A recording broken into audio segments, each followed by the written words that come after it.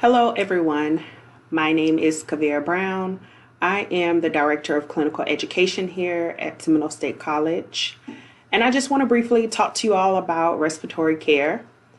I have been at Seminole State for the past 4 years, and I've been a respiratory therapist for the past 11.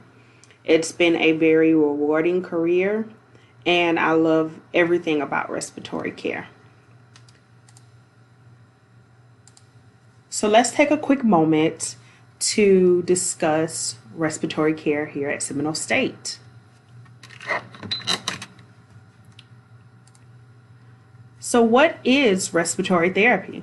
Respiratory therapy is a healthcare discipline that specializes in the promotion of optimal cardiopulmonary function and overall health. Cardiopulmonary meaning the heart and the lungs. What are respiratory therapists?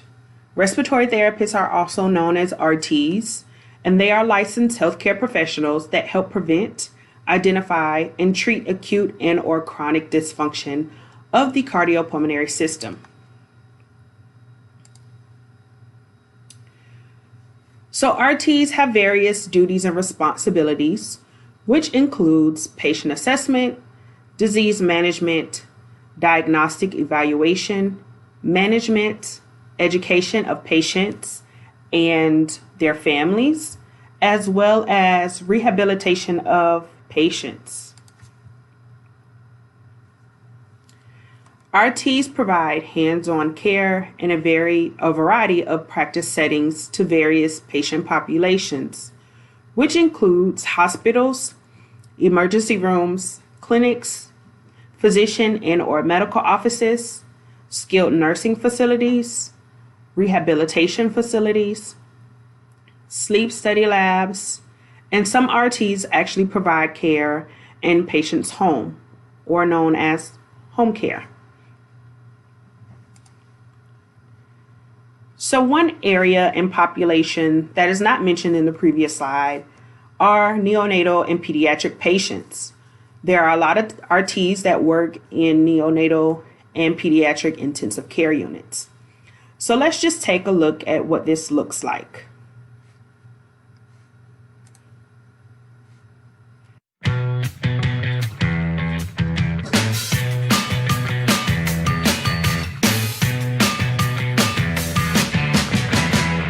I'm Stacy. I'm going to be Waylon's RT today. Honestly, I think people don't know what respiratory therapists do. We're the airway experts. We work alongside nurses, APNs, fellows, residents, attendings, surgery, everybody. What do you think, Waylon? The therapists are specialized in the cardiopulmonary system, and that's what they learn in school. They learn how to care for kids and helping them to breathe. So what does that look like day in and day out? That might be as simple as giving a breathing treatment, but we don't just give breathing treatments. We make recommendations, we make assessments. I'm just gonna take a listen to you, okay? We're here because we're compassionate, and we'll do whatever it takes to make sure that we're part of that care to make their life and their outcomes optimal. So if we're discussing anything with the vents, with oxygen, with different medical gases that we use, we're there for pretty much every aspect of it. Has anything to do with the kid's airway or the vents. People don't really shout for nurse or doctor, they shout respiratory. Your doctors and your other allied health team definitely looks to you for advice on respiratory care as a whole. Our opinions and our education and our skills are valued by the physicians. They come to us with questions and expectations that we are the experts in what we do. Put your albuterol in it, and then we're going to give you your hypertonic. Okay. You build up a relationship with that patient and their family. We follow those patients from the beginning to, till they move on to adult care. That's how it's done, I think. That's how it's done. Yeah. At Cincinnati Children's, you can work in our pediatric intensive care unit. You can work in our neonatal intensive care unit. You can work in the cardiac intensive care unit. You can work on inpatient transport. You can work in external transport. You can work in the emergency room. You can work with complex airway patients. You can work with cystic fibrosis, with asthma, complex pulmonary patients. The opportunities are endless. We have a clinical ladder, just like nursing has a clinical ladder. I'm finishing up my bachelor's degree They also have a master's program. They actually pay for your education. So I think that's a wonderful perk that Children's offers. It's something you definitely need to be passionate about. It's going to take work, it's going to take schooling and practice, but it's worth it. I love helping kids. I love it. I feel fulfilled. I feel fulfilled.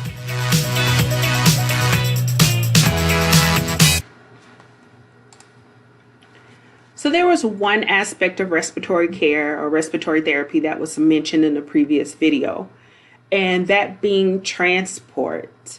There are ways that RTs participate in what they call a transport team to facilitate a adult or a pediatric or neonate to be moved from one facility to another. Let's take a look at what a transport team looks like. Air 1, inter-hospital specialty request requiring isolate, returning to the University of Iowa in Iowa City. Air Care 1 pilot, pending your weather. Air Care 1, pilot, checking weather. We work with outside hospitals around the state and outside of the state to bring neonatal and pediatric patients to the University of Iowa. I looked at the different hospitals around the area and I had heard really good things about the University of Iowa and the high acuity patients. And when I did my interviews, it seemed like a right fit. We go by air or by ground depending on what the pediatric patient needs. And we are able to intubate, we're able to put in line, start IVs. In between transporting patients to and from hospitals, we'll work with all the different floors within the University of Iowa Stead Family Children's Hospital. We help with daily tasks. We're kind of a resource nurse within the entire hospital.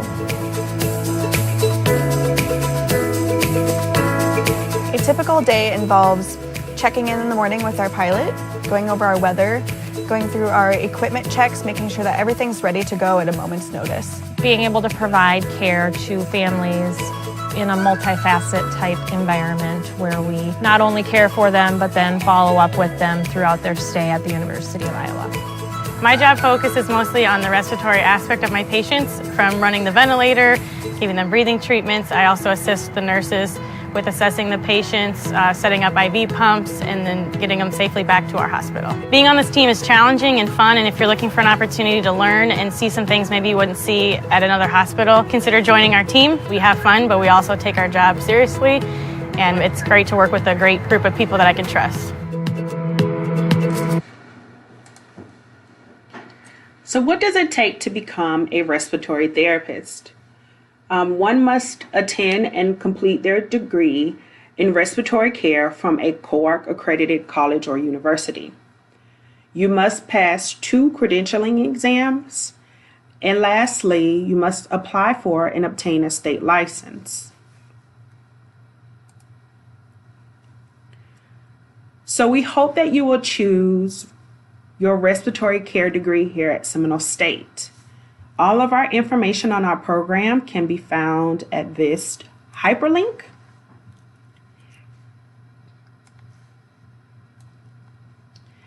And the website provides you with our program overview, with all of our start dates, as well as our catalog information for all of the courses that are required and that will be taken inside of the program for respiratory care. You can also find my information as well as the program director, Jamie Magnetico, her email and phone number.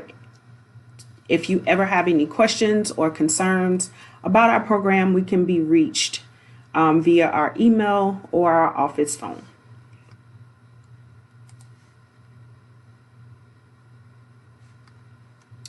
Thank you for listening to this presentation, and we hope that you will choose a degree here at Seminole State.